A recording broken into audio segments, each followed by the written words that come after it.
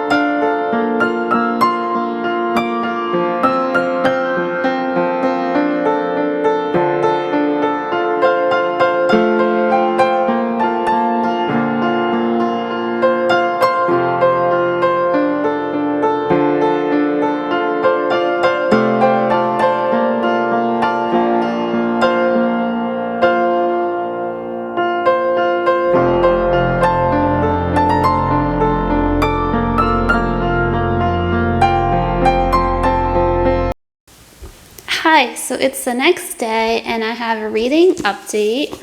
I have made it about halfway through this book. I am now on chapter 12, page 156. And the book follows 17-year-old Isabel, and she lives in the town of Whimsy, where it is forever summer. And if I'm understanding things correctly in the book, it seems like her town is in the fairy world. And her town is one that fairies visit often in order to get certain human goods, such as dresses and paintings. And the fairies highly value the skills that it takes to make these items because they can't make them themselves, and they refer to these skills and making of these items as craft. And Isabel herself is an accomplished painter. One day, the Autumn Prince pays Isabel a visit, and this is very much a big deal because the Autumn Prince hasn't been in their town in hundreds of years, and he wants her to paint his portrait. And Isabel has been painting portraits of fairies since she was 12, so she has a very good understanding of fairy nature, and she knows that they can be very dangerous even if they don't mean to be, because they view the world in a very different way from humans. And the Autumn Prince isn't quite what Isabel expected, and through spending time painting him, she begins to relax around him. It isn't until he suddenly has to leave and he instructs her that another fairy will be by to pick up the finished painting that she realizes that she may have feelings for him. though she knows she has to forget about those feelings and bury them because it would never work out between a fairy and a human, and plus it's also forbidden for a fairy and a human to fall in love. And Isabel believes that she is never going to see this Autumn Prince again. However, one night he suddenly reappears at her house and he is furious with her. He accuses her of making him look weak in front of his people because of the portrait she painted. And now he must take her to stand trial at his autumn court. So far I'm enjoying this book. I actually just reached the point in it where I don't want to put it down, and I would probably finish it today if I didn't have to go to work later. And I feel like this book very much reminds me of the fairy books I used to read as a teenager, such as the Wicked Lovely series and also some of Holly Black's older fairy books. And this book also gives me Emily Wilde's Encyclopedia of Fairy vibes, in which Isabel reminds me a little bit of Emily in that she understands the true nature of fairies and understands exactly how dangerous they can be. And Isabel doesn't let herself be deceived by fairies' outward appearances and their glamours, and she knows to be very careful when making deals with them. And so far I am very much liking Isabel as a character. I like very much that she is level-headed and understands the situation that she is in. And this book is definitely giving me fall vibes so far, and a large part of that is because of the Autumn Prince Rook. And as the Autumn Prince, he carries a little bit of fall with him everywhere he goes. And this is evident from the very first time we meet him, as he is described as smelling like fall. And he's described as smelling like the spice of crisp dry leaves, of cool nights under a clear moon, a wildness, a longing. And that right there made me feel fall vibes. And then there are also more fall vibes when they travel to the Autumn Land, where the forests glow with golden leaves. And speaking of Rook, I like his character. And he's kind of just like one of those characters where he's a prince, but underneath his calm, outward exterior is, of course, a sad story. But I like those types of characters, especially when we get to see beneath the outward exterior and see and learn about their past and why they are the way they are. And that's about at the part of the story where I am now, where I'm finally getting to learn more about Rook. And also, I just really like how he turns into a raven. So yeah, those are pretty much all my thoughts for now. I will be back with my final thoughts when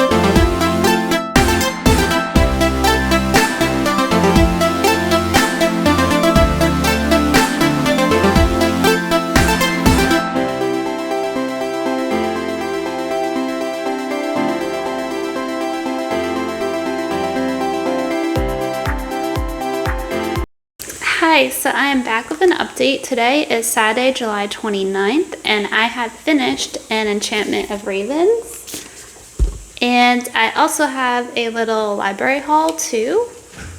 So I thought we could go through these books quickly. So some of these were books that I had on hold that came in that I had to pick up, and others were just ones that I found that looked interesting. So this stack is some books that I plan to read for a certain reading vlog that I'm doing in August next month.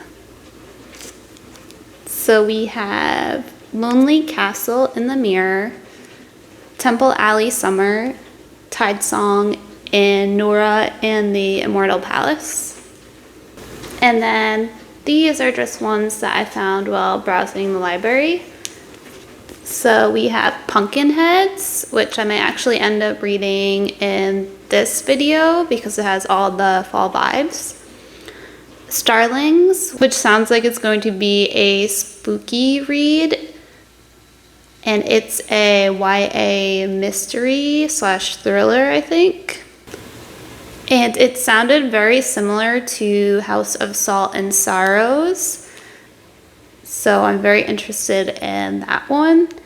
And then we have Fake Dates and Mooncakes, which I've already actually read. I read it this week and it was just a super cute romance. I definitely recommend it if you're looking for something that's super cute and sweet and just feels like a warm hug. And then the last one is a graphic novel called Seance Tea Party, which again seemed like it had fun spooky vibes, like spooky cute vibes. So I picked that one up to read probably soon. So yeah, those are all my library books. And now let's talk about my final thoughts on Enchantment of Ravens. So overall, I end up really enjoying this. The second half of the book, the romance in it ended up being so cute and super sweet. And I also continued really to enjoy Isabel as our main character. I love that she had a certain quiet strength to her, where like the fairies are obviously a lot stronger than her and can use more magic than she can. And she's aware of this, but she's still able to use like her cunning and her cleverness to find ways to keep them at bay and outwit them. So overall, I really enjoyed this book and it gave me dark fairy tale vibes, especially since you get to see the dark side of fairies and you get to see what lies beneath their outward glamour. And I would definitely recommend this book for spooky season and fall because you have a lot of autumn imagery, but it also has a bit of a creepy and sinister tone at times as well. Oh, I also want to mention that I did end up annotating this book as well. And it's only the second book that I ever annotated, and I've still have mixed feelings about annotating. I'm not sure if I like it yet or not. And I annotated this one because I wanted to keep track of all the fall vibes going on. So this is my little key, what I end up doing. And I have mixed feelings about it because I feel like sometimes it takes me out of the story just like putting the little tabs on there. And I know some people like write notes and stuff, but I don't really end up writing many notes. I usually just end up highlighting the sentences that interest me. So yeah, I did that. Not 100% sure yet how I feel about annotating, but I did it. Also, I felt that this book had a good balance of the romance and the plot happening. And this book is only 297 pages, so it's just under 300, so it is a pretty short book. And I thought it was the perfect length for the story that it needed to tell. It told its story, it did it well, it didn't drag anything out, and I still felt a connection to the characters, even though the book was just under 300 pages. So next up, I'm going to start Sorcery of Thorns. And I feel like this, out of Margaret Rashton's 3 books, is the one that I've heard the most about and has had the most hype behind it. So I'm super intrigued to read this, and I'm hoping I'll love it like a lot of other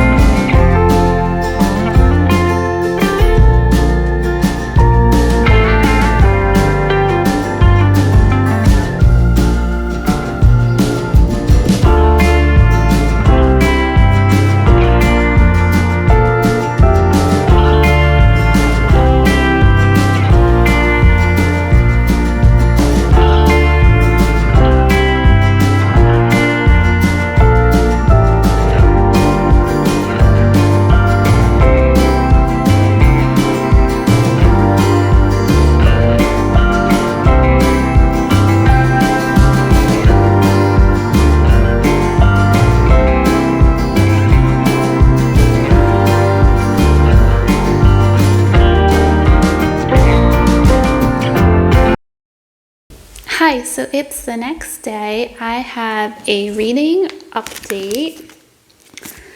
And also yesterday I ended up making the pumpkin pudding.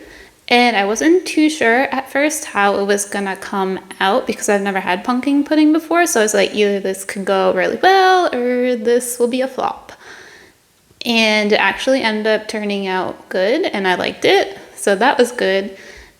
I will leave the link for the recipe for the pumpkin pudding in the description down below if you're interested.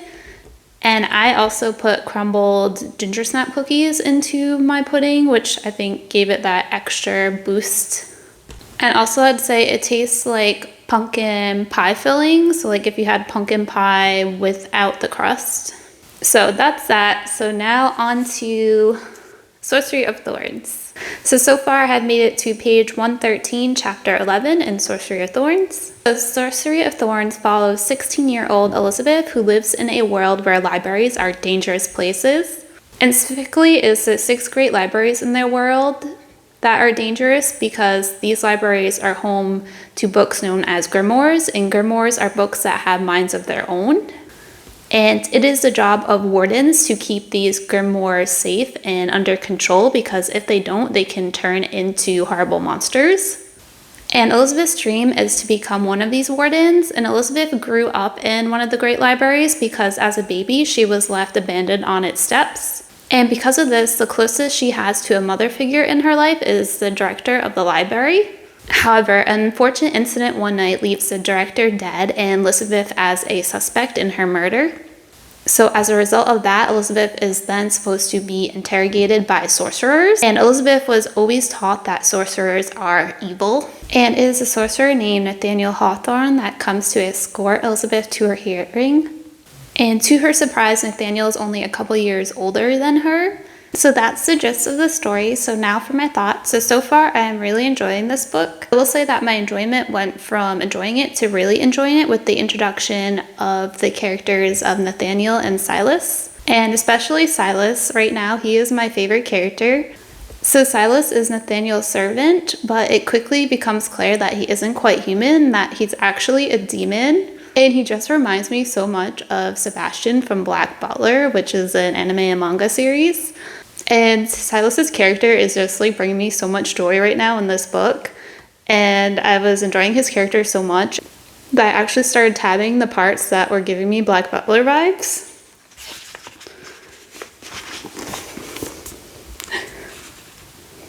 And I made it its own little tab. And speaking of annotating, I know I mentioned before when I was reading Enchantment of Ravens that I wasn't sure how I felt about annotating. And at first I wasn't going to annotate this book, but then when it started like introducing like all the world building, I decided to annotate it because I wanted to keep track of everything that was going on so I would remember things and be able to look back to reference things. And world building is also another part of this book that I'm really enjoying. I find the grimoire and the fact that they can transform into monsters to be very intriguing.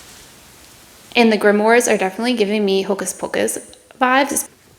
And the Book of Eyes just reminds me so much of Winifred's Book of Spells from Hocus Pocus.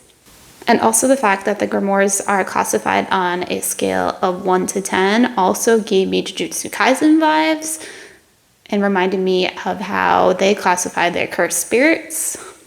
And then they talked about how one of the weaknesses of the grimoires in demons is salt, and then my brain immediately went to supernatural.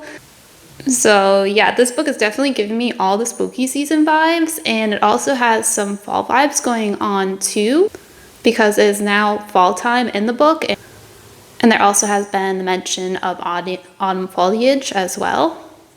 So yeah, those are all my thoughts so far, and I'm just really enjoying this book so far, and I'm excited to read more.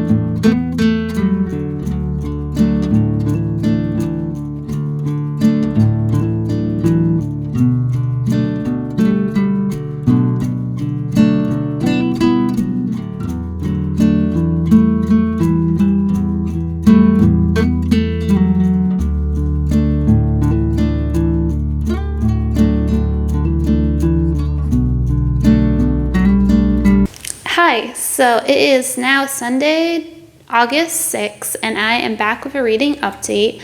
I have finished all of Sorcery of Thorns. It was amazing, and I can see why so many people love this book. And I would say An Enchantment of Ravens was a 4-star for me, but Sorcery of Thorns was definitely a 5-star. And my favorite aspect of this book was definitely our 3 main characters, Elizabeth, Silas, and Nathaniel. And while Elizabeth and Roken were great in this book, and I grew to love them throughout the book, and they took a little piece of my heart, these 3 main characters were just, I feel like, on a whole nother level. They completely stole my heart, and I just adore them so much. There were scenes in here that made me smile, and scenes that made my heart hurt. And the slow burn romance between Nathaniel and Elizabeth was just so precious and sweet. And I still think that Silas is my favorite character of the 3 of them, but Elizabeth and Nathaniel definitely grew on me throughout the rest of this book. And Nathaniel, I especially love his snark. There were just so many times where he said something that just made me laugh. And I also love seeing how Elizabeth grew throughout the book. And then the found family trope between the 3 of them was also just so precious and made me so happy. And I still say this book definitely gives me Black Butler vibes. And I mentioned earlier that Silas reminds me of Sebastian from the anime or manga Black Butler, but I also think that Nathaniel reminds me a little bit of CL, just because of his snark and his tragic family background and his relationship with Silas, which reminds me of CL's relationship with Sebastian. Also, there is a character named Elizabeth in Black Butler who goes by Lizzie, though her and Elizabeth in Sorcery of Thorns, they're like nothing alike, like background-wise and character-wise and upbringing-wise. However, they do have one thing in common, and that's that they are both great with swords. So I would say if you did enjoy Sorcery of Thorns and you do like anime and manga and you haven't read or watched Black Butler, then I would definitely recommend it. As like Sorcery of Thorns, it has mystery, supernatural happenings, magic, and action. And speaking of mystery and action, I really like how the story ended up unfolding in Sorcery of Thorns, and there were also some great action scenes not only towards the end, but throughout this book as well. I will say though that I am glad that there is a novella, because the ending of this book was a little open-ended, and I'm the type of person that I like my concrete, clear-cut, happy endings. And with the ending this one, I can assume what happens, but I'd rather have that completely clear-cut happy ending. So I'm glad I get to go read a novella to find out how things are going and what happened. To find out with 100% certainty that what I think happened is what actually happened. So overall, I love this book, and I think like An Enchantment of Ravens, it's a great book for fall and spooky season because the majority of this book does take place during fall. And also the magic, grimoires, and demons definitely give it a spooky season feeling. So next up is Vespertine, but before I start that, I think I'm going to read Pumpkinheads first. And I also want to do a little bit of fall decorating as well. Now, I don't have as much fall decorations as I do Halloween, because usually I just mainly do mostly Halloween decorations, but I do have a little bit of fall that I can put up.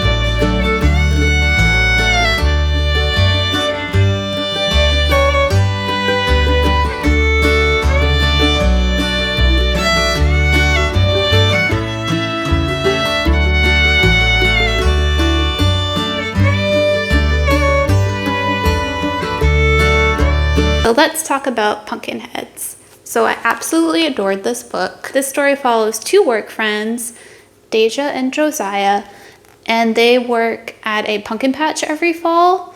However, this night is their last night at the pumpkin patch because they are heading off to college. And since it's their last night, they want to have no regrets. And Deja points out that in their 3 years that they've been working at the pumpkin patch, there is one thing that Josiah hasn't done yet. And that is talk to the fudge girl who he has had a crush on ever since he started working there. And Deja is determined that Josiah speaks to the fudge girl, so they begin a venture through the pumpkin patch in order to find her. And their adventure is filled with funny and sweet moments, and I loved every bit of it. If you haven't read this and you love fall, you definitely have to read this because it has all the fall vibes, and also it's just a very cute and sweet story as well.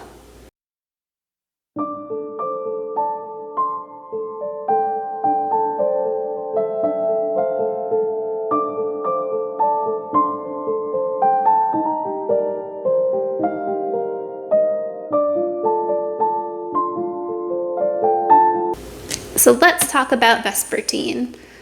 So this book follows 17-year-old Artemisia, who lives in a convent of nuns with other girls her age. And these girls all have one thing in common. They have the sight, which means that they can see spirits, and this is dangerous because the spirits could possess them. And Artemisia was possessed by a Ashgrim, a fire spirit, when she was a baby, and it was the head of the convent that saved her, and she has lived with them ever since. And Artemisia, who doesn't like crowds or people, just wants to live a quiet life as a Grey Sister, tending to the bodies of the deceased and helping them peacefully pass on without turning into malevolent spirits. However, life has other plans for her because she ends up awakening one of the strongest spirits that is bound to a saint relic, and she does this so she can save the convent because it's being attacked by possessed soldiers.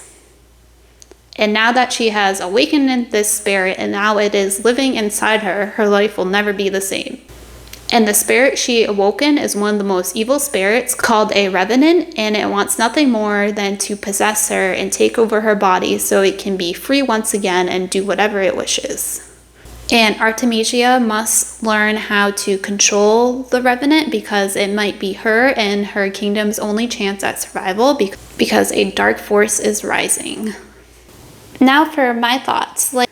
Like Margaret Rushen's other two works, I also really enjoyed this one as well. Again, her world building was very strong and detailed. The world of Vespertine with its different types of spirits and how they affected the people of that world was very interesting and fascinating to read about. I also liked how the book doesn't paint all the spirits as simply being evil, that they are more complicated than that, and that just like there are good and bad humans, there are also good and bad spirits. For example, there are spirits known as wisps, and these spirits are the souls of dead children, and they are completely harmless. I also really liked that ravens in this book were seen as holy and divine creatures associated with their religion.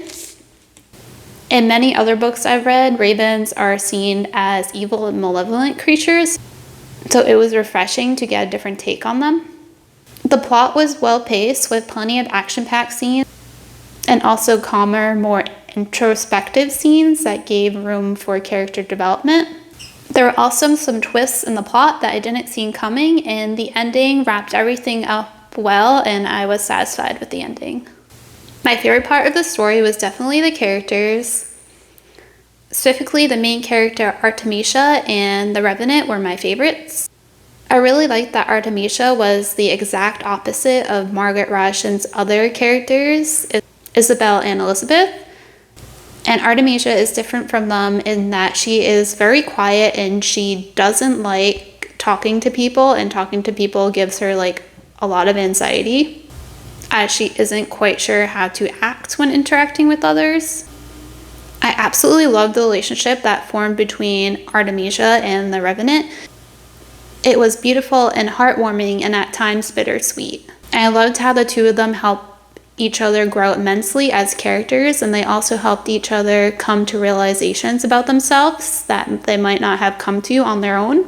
In addition to Artemisia and the Revenant, there are also some really well-developed minor characters as well. And two of my favorite were Mother Dolores and Marguerite. And Marguerite was one of those characters that I didn't really think of much at the beginning, but by the end, I adored her. Like, she went through so much character development, especially for a minor character. And one thing I will say that sets this book apart from Margaret Rashton's Enchantment of Ravens and Sorcery of Thorns is that this one doesn't really have much romance in it at all. There's like a tiny little hint of it at the end of the book, but that's about it. And a part of me kind of wishes that there was more, but at the same time, I understand that the main focus of the story is the relationship between Artemisia and the Revenant, and that is a different type of relationship. But regardless of the lack of romance, I still really enjoyed Vespertine, and it is getting 4 stars from me. Also, this book is also another great read for a spooky season because it definitely has spooky vibes with all the spirits and possession stuff going on.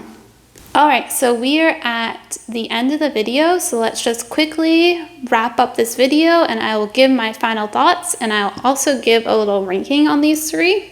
So I'm going to rank them in order from least favorite to favorite, but even the one that's like my least favorite, I still enjoyed very much. And overall, I enjoyed like all of these, and I can definitely see why this author is well known and beloved. So number 3 on my list is going to be An Enchantment of Ravens. And then number 2 is going to be Vespertine. Now these two are very close. The reason why this one is slightly above this one is because of the relationship between Artemisia and the Revenant in this one. I love their relationship so much, and I thought it was so well developed. And to me, it felt more developed than the relationship between Isabel and Rook did. So that's why this one is at number 2 and this one's at number 3. And then number 1 and my favorite of the 3, which is also probably the favorite of many, is Sorcery of Thorns. And this one is number 1 because of Isabel, Silas, and Nathaniel. I just love those 3 so much, and their relationship and dynamic between the 3 of them, it is just perfect, and nothing can really beat them at the moment. Plus, you have the added bonus of the romance between Isabel and Nathaniel in this one, whereas Vespertine didn't really have that. So I do feel that if this had some more romance in it, then it might possibly either be tied with Sorcery of Thorns or even be above Sorcery of Thorns. But since it doesn't, this one just edges it out just a little for me. Also, of the 3 books that I read, Silas still remains my number 1 favorite character, so there's also that. However, I will say of our 3 female protagonists, Isabel, Elizabeth, and Artemisia, that Artemisia is my favorite female main character of the 3. That's the end of the video. I hope you enjoyed it. I hope it gave you some cozy fall vibes. And I am super excited for fall. It's my favorite time of year, so there'll definitely be more fall and spooky season videos coming, so be on the lookout for those. Thank you for watching, and bye!